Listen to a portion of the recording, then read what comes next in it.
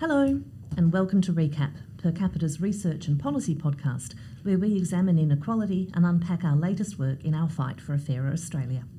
I'm your host, Emma Dawson, Executive Director at Per Capita, and my co-host this week is our Senior Fellow, May Lamb. Hi, May. Hi, Emma.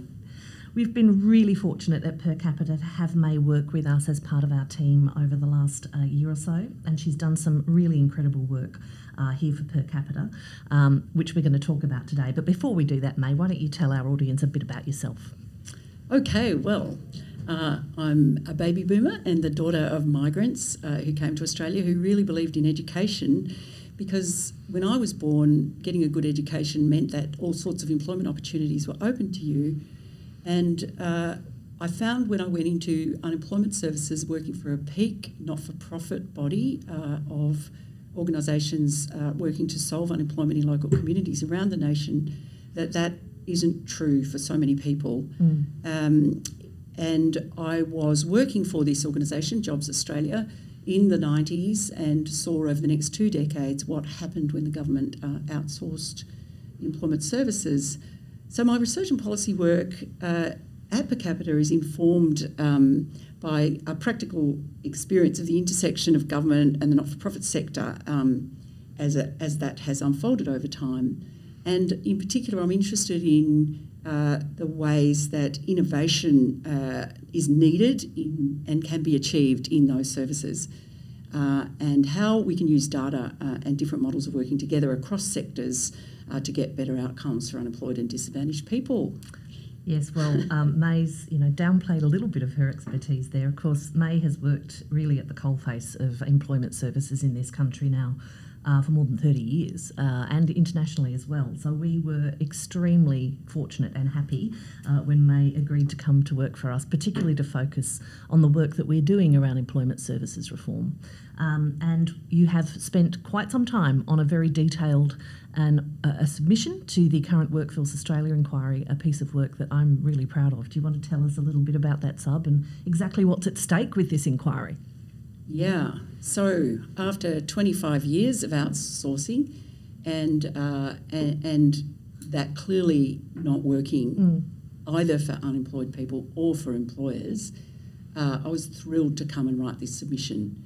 The new government has brought a reform appetite to its overview and re-look at employment services, and the chair of the inquiry, Julian Hill, has really led on some searching questions about what's gone wrong and what kinds of things we might need to look at in conceiving and delivering a better system.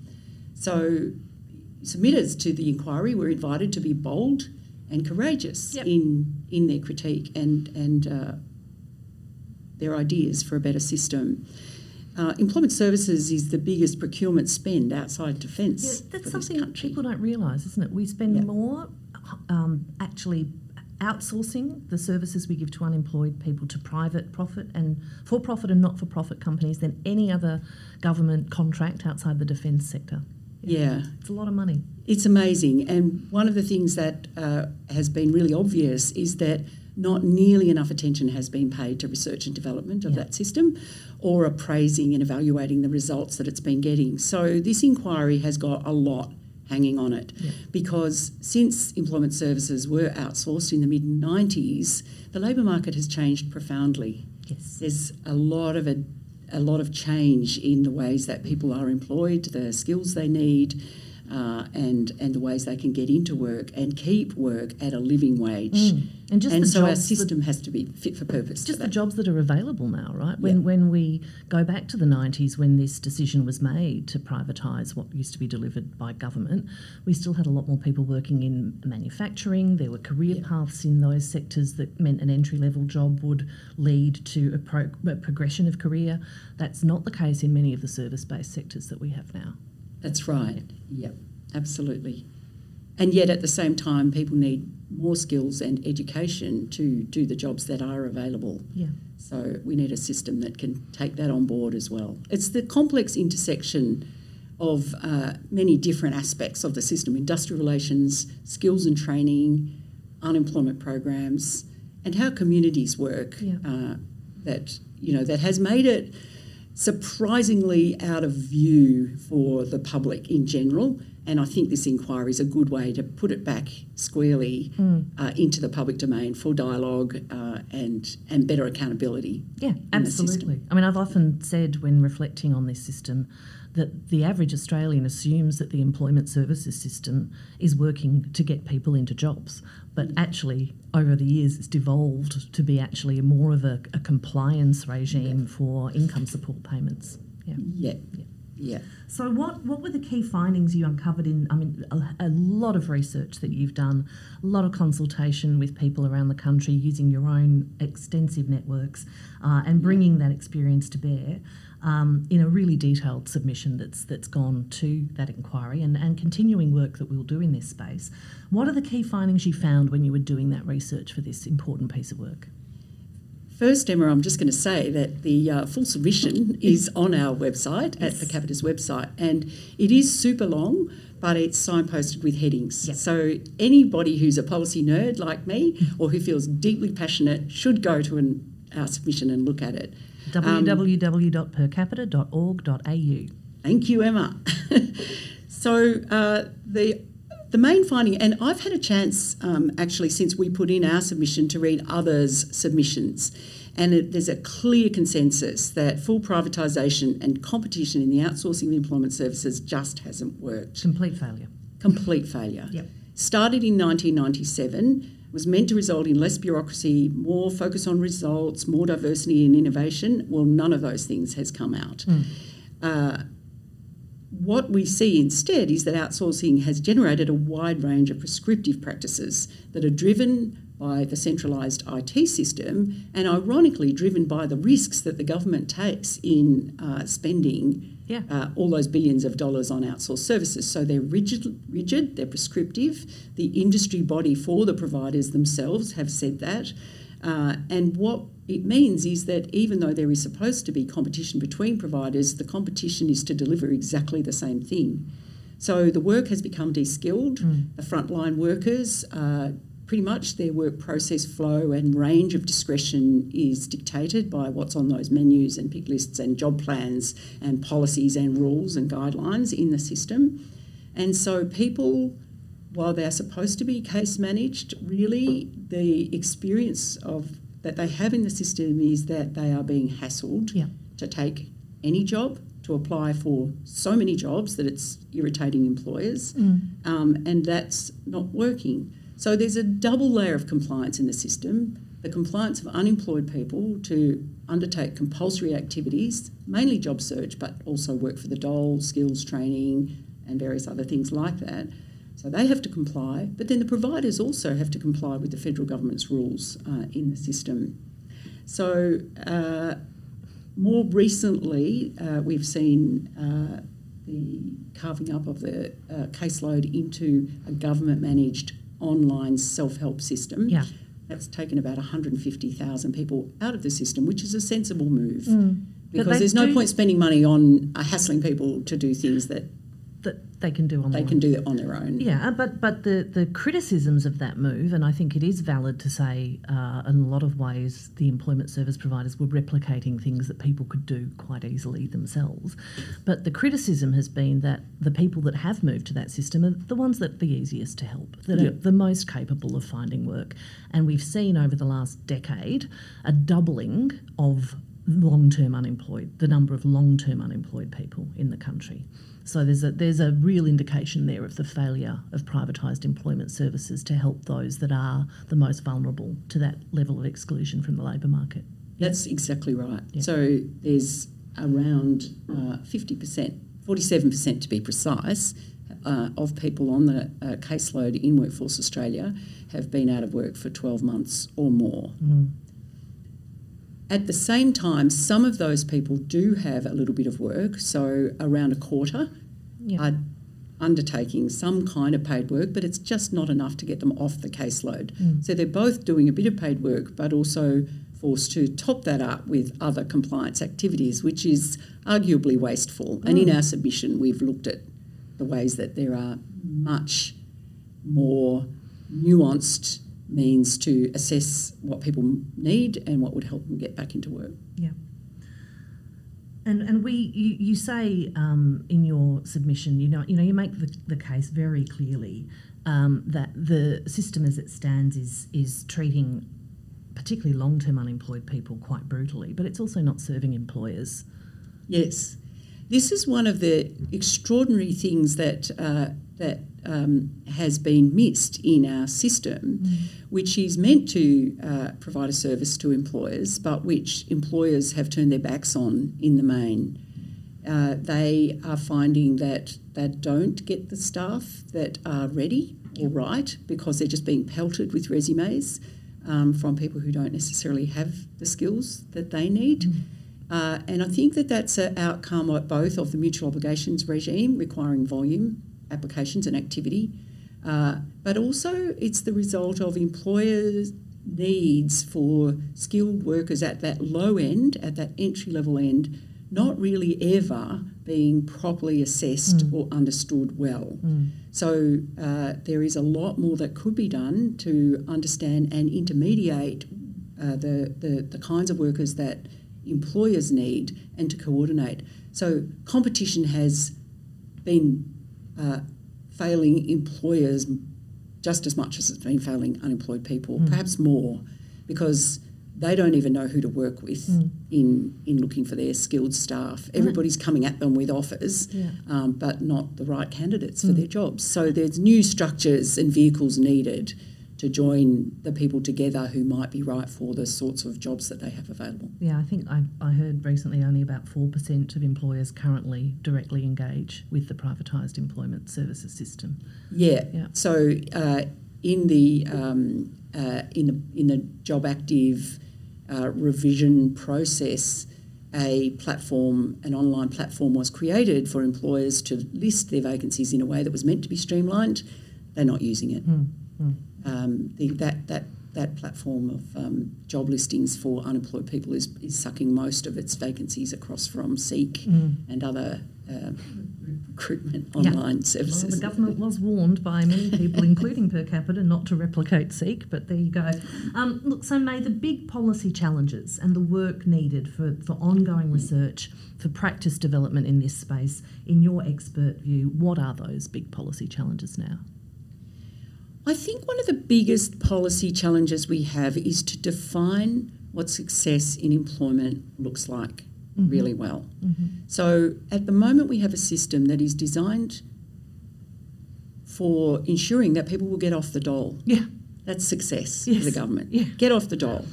Now what that does, and we don't have long-term data on this, so we need that too, is that it bounces people out of the system of claiming and then into a job and then back in again. So we don't have an approach that understands what their aspirations are, what are the drivers of work for them, and what are the things outside the control even of employment services providers that are making the match not possible.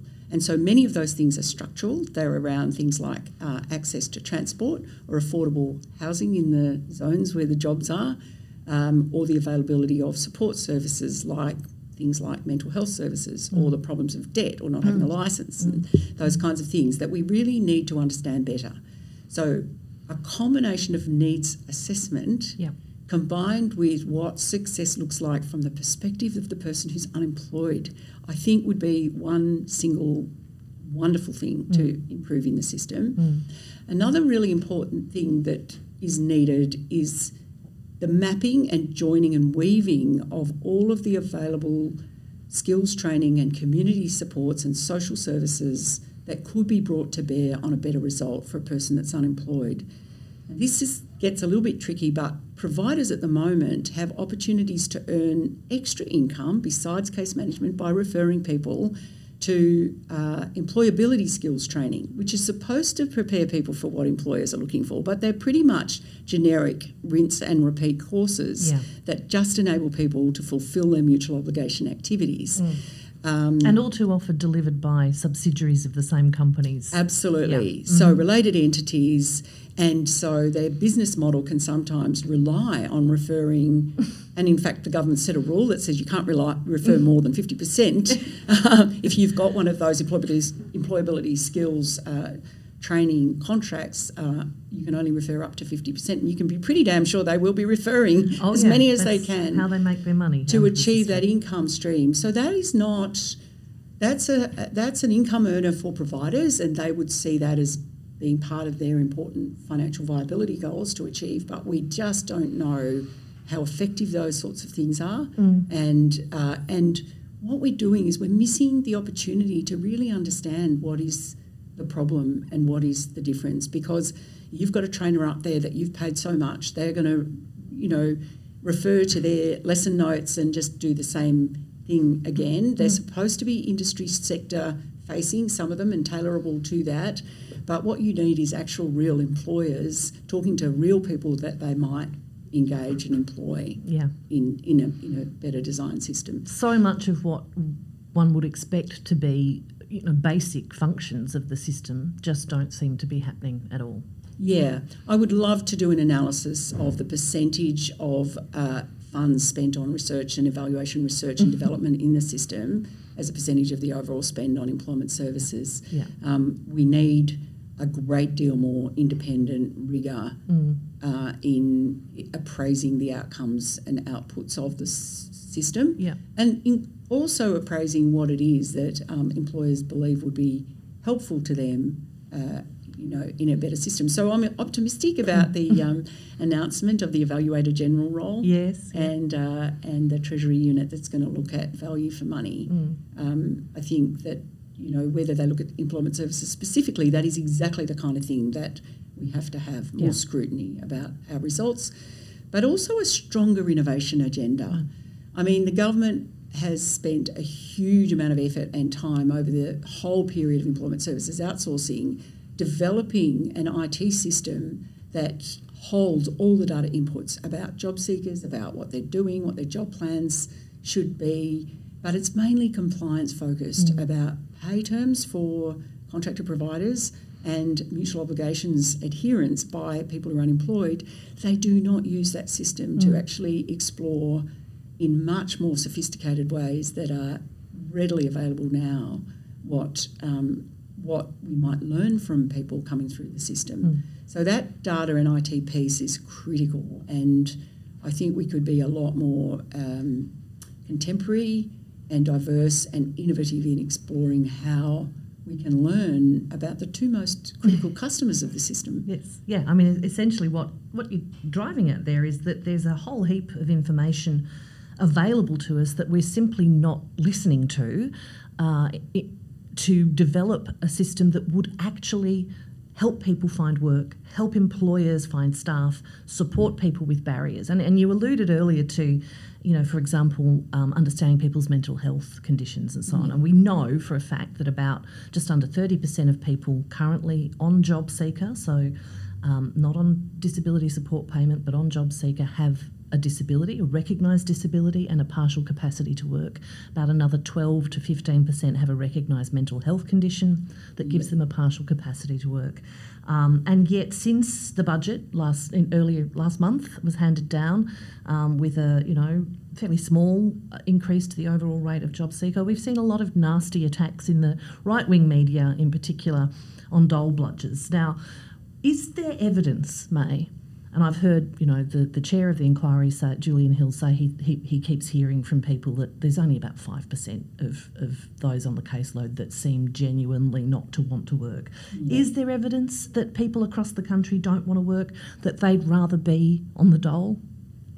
Look, we just don't really have that evidence. No. And I think the single biggest bit of evidence is the level of job seeker payment, which is not something you would choose to live on. Why would anyone choose to live on $360 a week, right? Yeah. So there's an obvious material reason that people want to work and get jobs. And I just want to push back really explicitly at that dole bludger myth. I think, unfortunately, this argument's being had by the worst people on all sides of the debate. We know, the stats show us that the majority of people on JobSeeker now are mature people who've had work, who may have stopped work because of illness or disability or caring responsibilities, becoming a parent. This idea that the job seeker cohort that is young men that don't want to work is a stereotype and a myth, one that unfortunately is being supported by bad faith actors on both sides of the debate, but it's really damaging and really important that we say, no, there's a significant number of people, almost 1 million people, reliant on this system, being punished every day for not being able to work. Yeah. And I think it's also important to recognise that some people just don't have quite the level of skills that they need to be a real mismatch. Considered by employers. Yeah. Language skills, foundation skills, the ability to turn on or use a computer. Basic literacy skills. Yeah. Huge literacy issue. skills. Yeah. So, and that's a failure of society, to have not invested in those people, to have not recognised those barriers, and we're spending all this money and yet we're not helping them. Yes, that's exactly right. So there is an interface there with the skill levels of a significant proportion of the caseload who are pushed into the indignity of applying for jobs that they know they won't get. And I feel that it's really pernicious to have these policies that are going to demoralise people over and over and over again, instead of saying, look, let's just engage you in the foundation skills training, just that basic skill development that you need for life, as well as getting a job.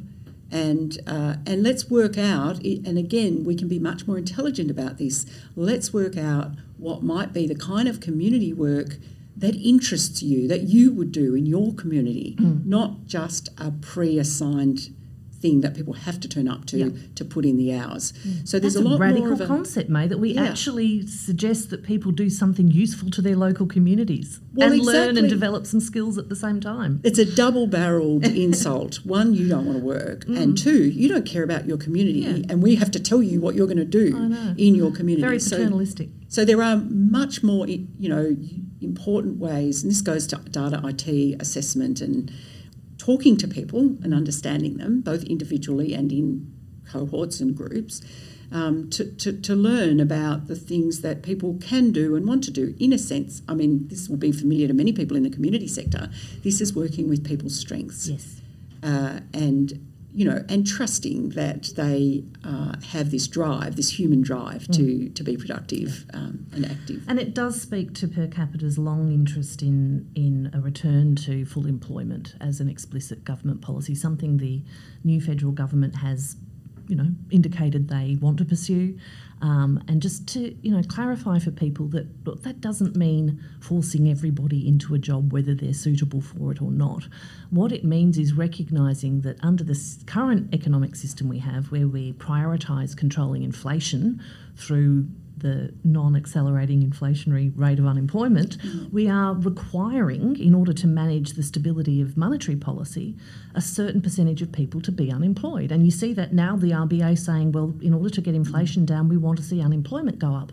Well, it goes up amongst those people that are the most vulnerable and have the most barriers to work. So we are effectively managing the stability of money so that people's investments make good returns by punishing those people that live in the most vulnerable conditions in society. So that's why the employment services system is so critical to delivering a genuine full employment policy. It really is. And I just want to return to the point you made earlier, Emma, about employers and what the system could do for employers.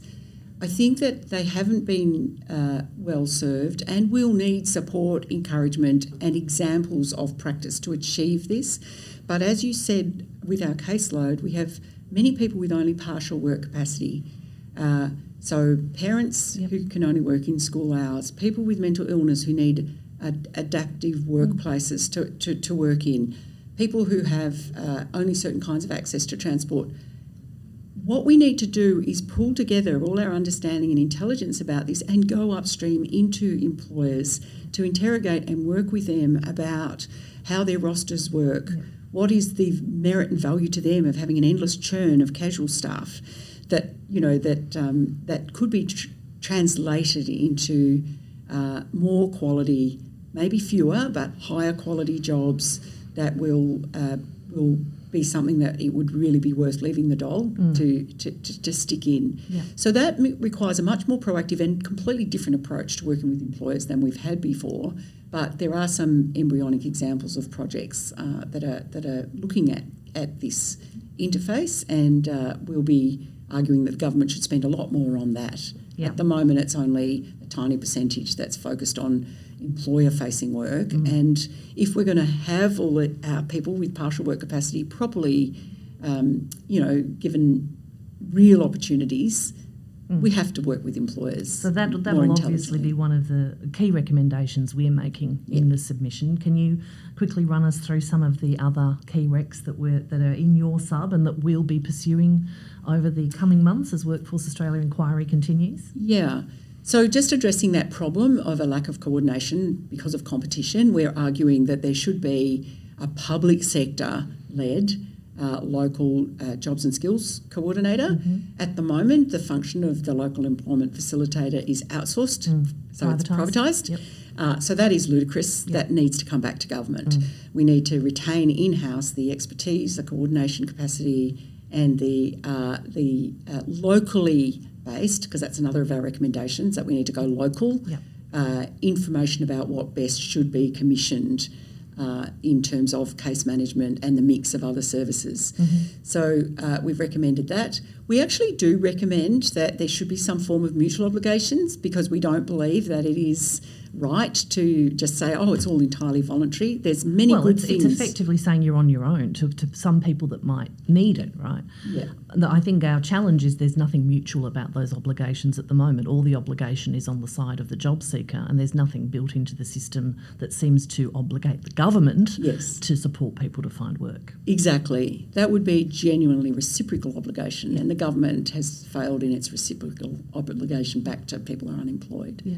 Yeah, and also I think some recognition that the way that mutual obligations operate at the moment are really like a big stick to whack people with if they're seen to be doing what someone determines to be the wrong thing. That those, rather than being obligations, they should be, like you say, a reciprocal agreement for what people need and providing what people need, and recognising that different people have different capabilities, different skill levels, different level of physical or mental ability will need different obligations, so to speak. Exactly. So nuancing those mutual obligations is critical. We recognise that there might be some people on the caseload who, who just need continued basic personal development or foundation skills as part of what they might do, on the dole. We are arguing that that there are new models to look at that aggregate the people who might need exposure to work experience and skills. Yep. So group training models is one example of that. The Brotherhood of St Lawrence has been running a not-for-profit labour hire company.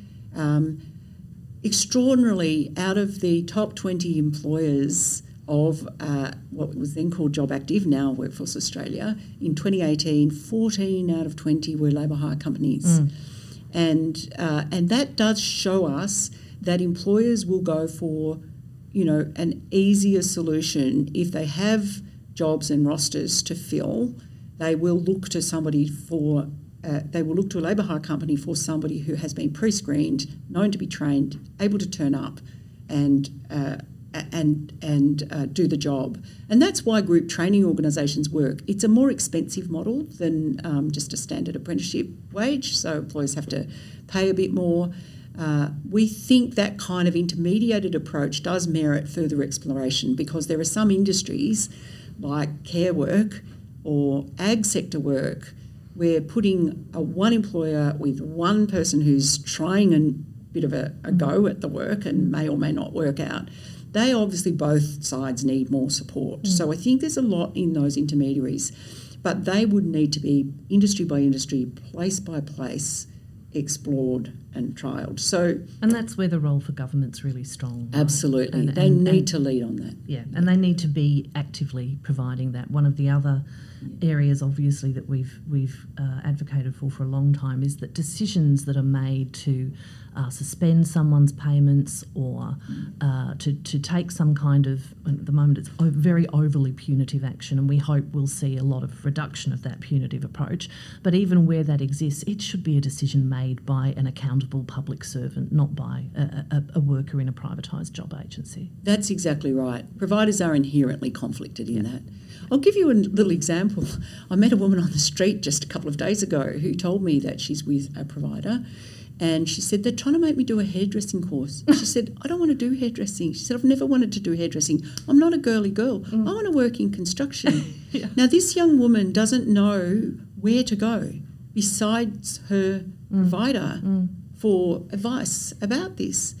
I'm going to link her to somebody, but that shouldn't be a random thing. No, that you bump into someone on the street, right? Absolutely. This goes to our argument that we need locally coordinated oversight and leadership by government, but we also, we've argued in our submission, need walk-in jobs and skills centres where all of the range of possible information that is needed could be made available to, we're arguing, not just people who are unemployed, but people in career transitions looking for their next opportunity, or to look at the skills they've got that are no longer useful but could be translated or transferred to a new area without having to do an entire qualification from scratch.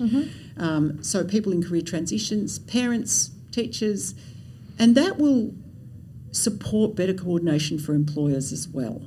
So that they're not being approached by a range of individuals looking for jobs, a range of providers saying, let's work in partnership, and a range of different random one-off projects. We need to have that central repository of industry and employer interface, coordination of efforts, and that would also be the place where you might do things like explore where the cohorts might match better to types of jobs that are available.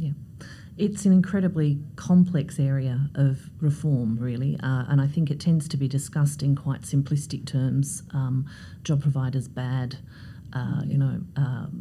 punitive mutual obligations bad. Yes, they are, but the way that in which we construct this system, the amount of money that we spend on it, and I think the fundamental obligation as a society for us to support those that need the most support demands that we really overhaul this system. It's far too detailed for a 30-minute conversation, May, your submission, and I think that is pretty much all we have time for, but I would encourage everyone to jump onto our website. There's both the larger Workforce Australia submission and then the smaller sub you did earlier this year on Parents Next, and the committee made some very welcome recommendations. The government has agreed to scrap Parents Next, so that was a great outcome, and congratulations for your contribution to that. May, thank you. Thanks for coming on. Pleasure. We might have to do this again down the track as we get the Workforce Australia inquiries on until late in the year. We've got a lot of work that we're going to be doing in this space, so we're certainly going to get you in to talk to us again on Recap about that. Thanks, Emma. Love to come. Thanks so much. And do, as I said, if you're interested in reading May's submission, head over to our website at percapita.org.au. This show is a production of Per Capita, the independent progressive think tank dedicated to fighting inequality in Australia. We work to build a new vision for Australia based on fairness, shared prosperity, community and social justice. And we are committed to providing ad-free and editorially independent content. We'd like to acknowledge that this podcast was recorded on the lands of the Wurundjeri Woiwurrung people of the Kulin Nation, and we pay our respects to their elders past and present.